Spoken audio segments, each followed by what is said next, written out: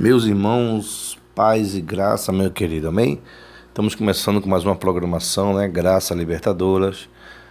Convidamos vocês, amados, para poder estar nos acompanhando aí no canal, né? Seguindo aí no Instagram, Graça Libertadora. Também no Facebook, né? Tá lá a nossa página oficial, Graça Libertadora. E também aqui, né? Na programação do YouTube. Se inscreve aí, ativa o sininho aí para receber todos os ensinamentos, todas as palavras que nós estaremos trazendo aí para o teu crescimento através da palavra da graça. Amém, meus queridos?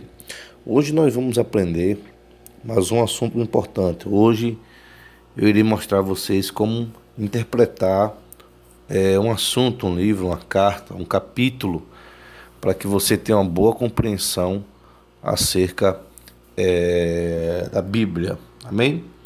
Eu deixarei aqui um livro, uma leitura, né, um versículo inicial que se encontra aí na segunda epístola de Pedro, capítulo 1, versículo 21. Pois a profecia nunca foi produzida por vontade humana, mas homens falaram da parte de Deus, conduzidos pelo Espírito Santo. Amém? Nenhuma profecia é de particularidade humana, foram produzida pelo Espírito Santo de Deus através de homens, e assim nós cremos. Amém? O tema para a gente aprender acerca do que vai ser abordado hoje diz assim, né? Vamos aprender a examinar a Bíblia, os assuntos da Bíblia. Amém? O que precisamos fazer para ter uma boa compreensão quando nós formos ler a Bíblia? O que é necessário para que eu possa compreender melhor a Bíblia Sagrada? Primeiro, eu tenho que ter um conhecimento geral do livro que vai ser abordado, né? Vou dar um exemplo. O livro de Mateus. Eu tenho que ter uma visão global para ter uma boa compreensão deste livro. De que forma? Primeiro, eu tenho que conhecer o autor. Quem foi o autor desse livro? Mateus, supostamente Mateus. Tá, e qual foi a data que esse livro foi escrito? Esse livro foi escrito aproximadamente 55 a 57, por aí vai, não é? E outra pergunta, qual o destinatário da carta? Ou seja, a carta, o evangelho, essa epístola, esse evangelho, ele foi escrito para quem? Quem foi o destinatário desse evangelho? Quando nós colocamos esses pontos, quando vamos examinar a Bíblia, só fazemos crescer, né? Porque aí vai se surgir o quê? Perguntas ao texto. Segunda coisa que precisamos fazer é perguntar ao autor, né? Algum assunto que nós não compreendemos, algum ponto que nós não entendemos, porque a Bíblia, ela por si só se explica. Amém? Então precisamos agir dessa forma, ter uma visão global do livro que vai se estudar, do assunto que vai ser abordado, que você tem o interesse de aprender. Então eu tenho que conhecer o autor, a linguagem do autor, eu tenho que conhecer quando foi que ele escreveu esse livro, qual a data, a datação aproximadamente que escreveu esse livro. Eu tenho que saber o destinatário. Mateus escreveu esse evangelho para mostrar a quem? Universal, era local, era um povo, era uma pessoa. Então nós precisamos ter isso em mente para poder ter uma boa compreensão. Segunda coisa que precisamos entender aqui, para eu compreender o assunto, não é? Eu vou dar um exemplo. Para compreender esse assunto, tem alguns exemplos aqui fundamentais para poder entender. Vou dar como exemplo o capítulo 3 de Mateus. Eu vou começar a estudar esse livro e esse capítulo. Então, eu li o capítulo 3 e às vezes não consegui entender. O que é que eu devo fazer? Você deve estudar um capítulo anterior, ou seja, até 2 capítulos, o capítulo 1, 2 e vai até o terceiro. Se ele não conseguir compreender o assunto, nós vamos para o capítulo 4 e 5 para ter uma resposta coerente e sensata dentro do próprio assunto. Nunca podemos isolar os versículos. Amém? Se isolar os versículos, vamos dar brecha para interpretações errôneas, e é o que mais nós se vemos hoje, porque a maioria das pessoas, ela não examina o capítulo todo, ou um capítulo anterior, ou um capítulo posterior, para se entender o capítulo que está analisando. Então é um maior perigo a gente isolar o versículo, isolar o capítulo, pegar um versículo. Tem pessoas que pegam um versículo e isolam o versículo. Muito perigoso isso. Vai dar margem a várias interpretações errôneas.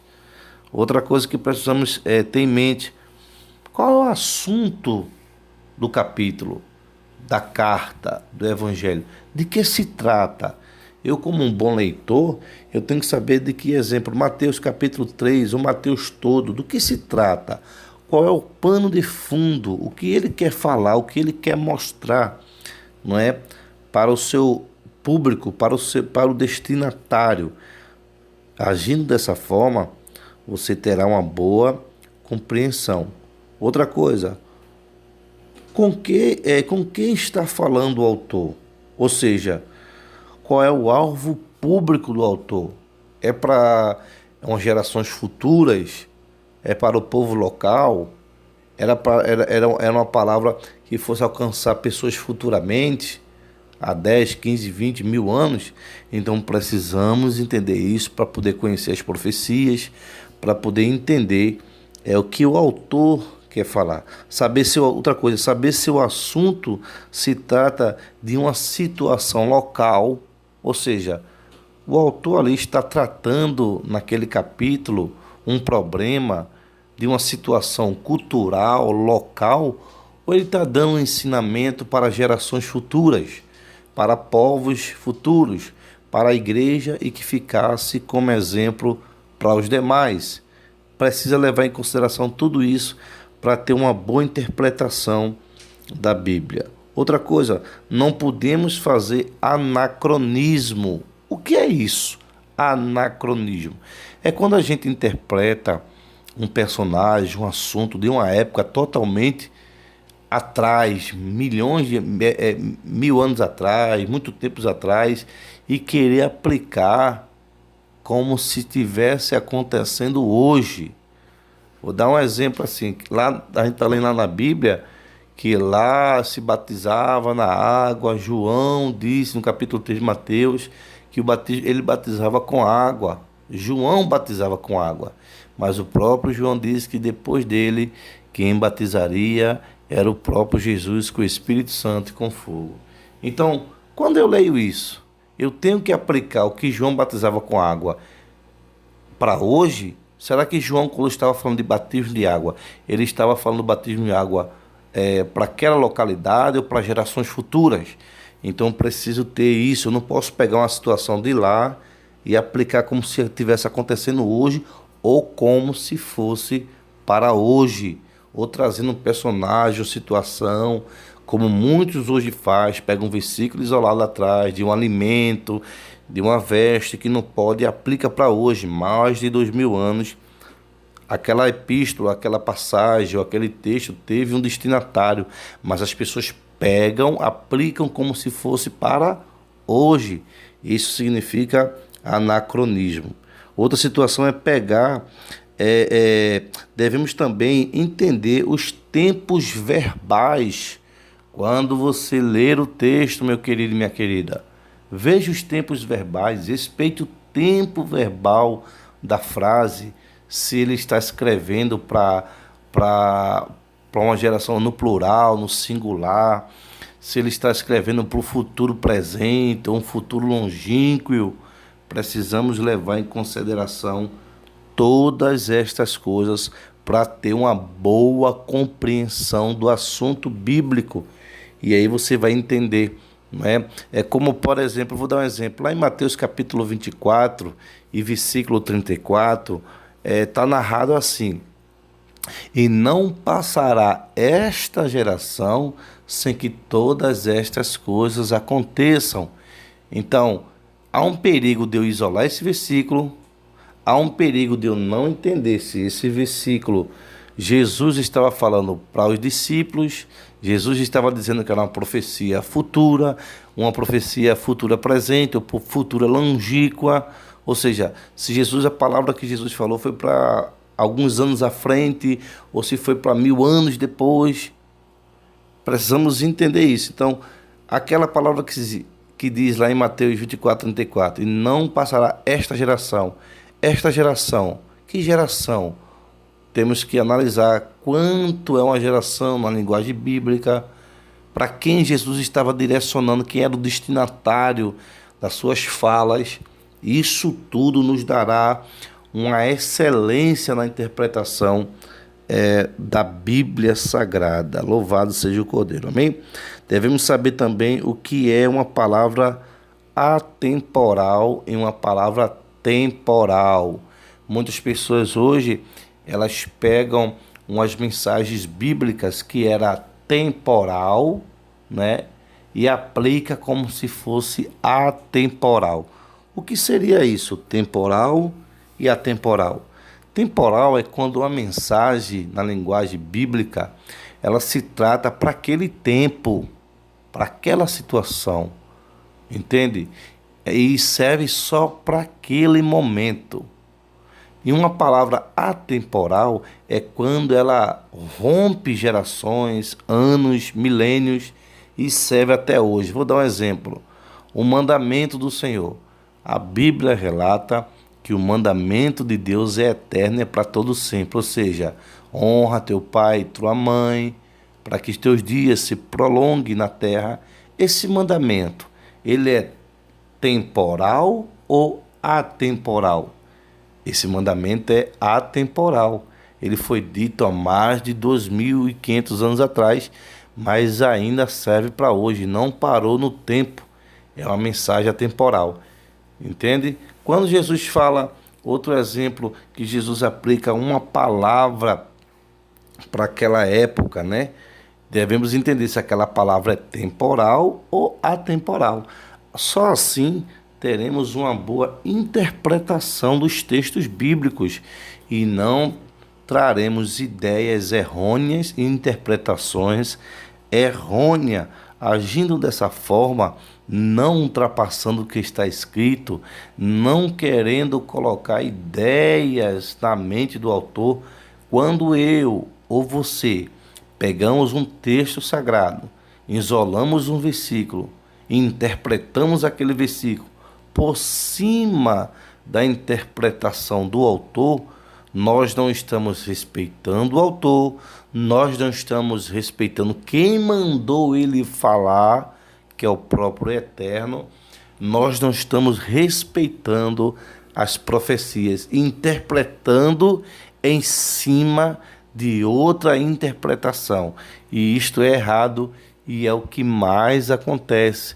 Por isso que há tanta divergência de interpretações dos textos bíblicos, porque cada um isola os textos, cada um interpretam como quer. E quando nós vamos perceber, a Bíblia, ela é igual para todos. Mas olhamos hoje a variedades de pensamentos diferentes sobre um assunto. Outro ponto que precisamos entender é estudar a linguagem num contexto original. A Bíblia foi escrita no hebraico, no aramaico e no grego koiné. Então precisamos entender, hoje não se fala mais aramaico. Hoje não se fala muito pouco hebraico do tempo da Bíblia. Hoje se fala o hebraico mais moderno. Não se fala muito hoje o grego koiné, não é? Então o que precisamos entender?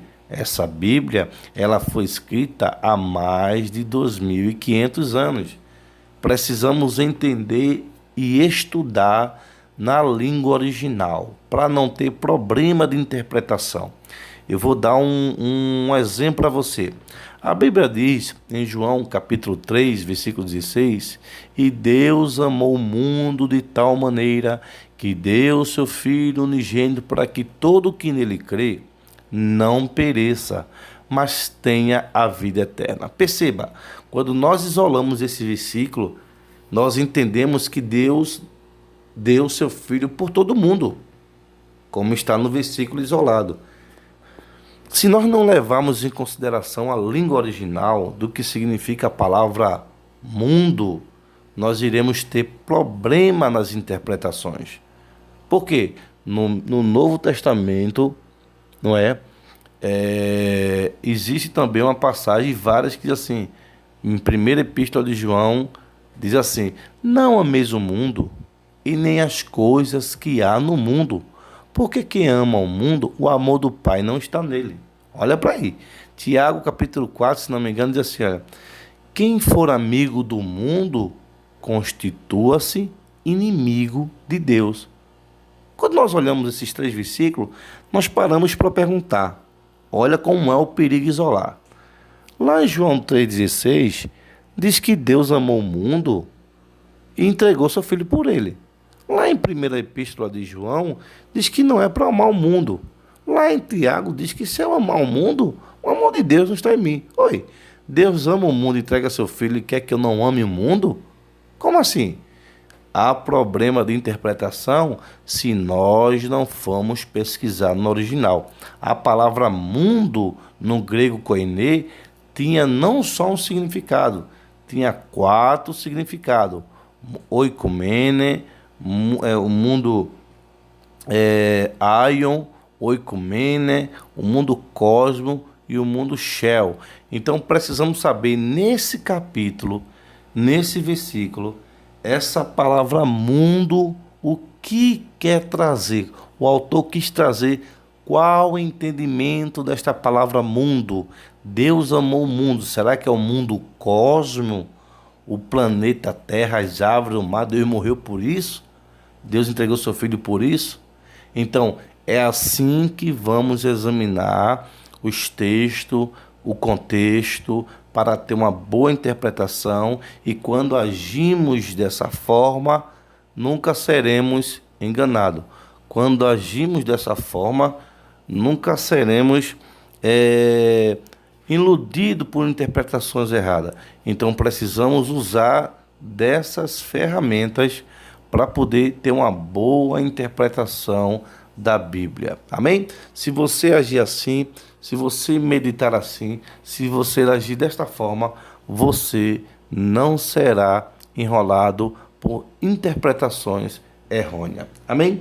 Espero ter ajudado, espero estar podendo abrir a tua mente e teu entendimento para que você possa, aleluia, estudar desta forma e ter uma boa compreensão. Nos segue aí, dá uma curtida, compartilha, inscreve no canal, né? Indica para os teus amigos aí, para que a gente possa cada vez mais estar divulgando, aleluia, a palavra de Deus e tendo a boa interpretação dos textos bíblicos. Shalom Adonai, a paz do Senhor.